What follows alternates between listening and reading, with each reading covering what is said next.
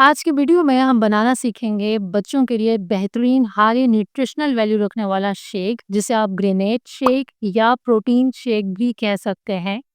और ये आपका बच्चा आराम से हजम कर सकता है, लेकिन उससे पहले आपको उसे थोड़ा थोड़ा करके दे के पहले ट्राई करना होगा।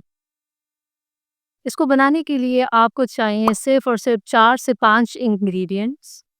सबसे पहले आप ले लीजिए कोई भी ड्राई फ्रूट, लेकिन अगर आपके पास अखरोट है तो ज़्यादा अच्छा है, क्योंकि इसमें ओमेगा 3 फैटी एसिड होता है। अगली चीज़ ओट्स, किसी भी कंपनी के रोल्ड ओट्स। ओट्स 3 तरीके के आते हैं मार्केट में, लेकिन जो जल्दी पक जाते हैं सिर्फ 2 से 3 मिनट में, वो रोल्ड ओट्स कहलाते हैं। ओट्स ऐड करेंगी खजूर, सबसे इम्पोर्टेंट चीज़ खजूर है, नेचुरल स्वीटनर है, बच्चे शौक से खाते हैं, बहुत सारे मेजॉरिटी के बेबीज, हर बेबी की बात नहीं कर रही। इसके अलावा आपने इसमें ऐड करना है पीनट बटर। फिफ्थ चीज़ है हमारे पास दूध। ये आप बुफेलो मिल्क यूज़ करें।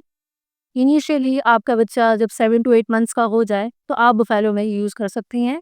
थोड़ा थोड़ा बेबी को पिला सकती हैं, शेक उसने ज़्यादा पीना ही नहीं है।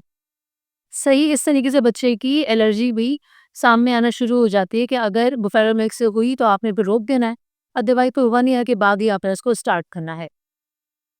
अब हम लेते हैं ग्राइंडर और इसके अंदर हम एक एक करके तमाम चीज़ें ऐड करते चले जाते हैं।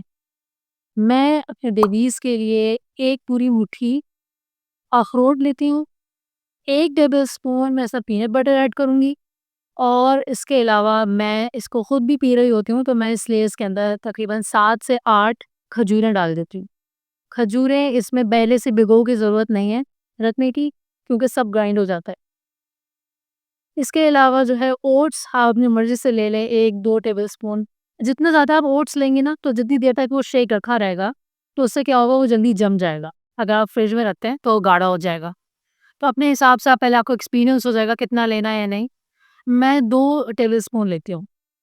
ये डालने के बाद आपने मिल्क ऐड करना है, जितना भी आप चाहें, 300, 400, 500 ml या 250 ml। बेबीज़ के अलावा खुद भी पिएँ इसको, मेरा मकसद ये है कहने का।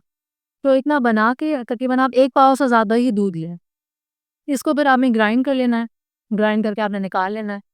मैं ये शेक बच्चों को सुबह नाश्ते में देती हूँ। नाश्ते में मैं सेरेलैक, बॉयल एग, ग्रेनेड शेक, ये 3 चीज़ें, या अगर ग्रेनेड शेक ना हो तो पैनकेक दे देती हूँ। डिपेंड करता है सिचुएशन पे कौन-सी क्या चीज़ है, तो आप जिस तरीके भी से भी चाहें इसको आप बेबी को दे सकते हैं। अब इसकी न्यूट्रिशनल वैल्यू क्या है?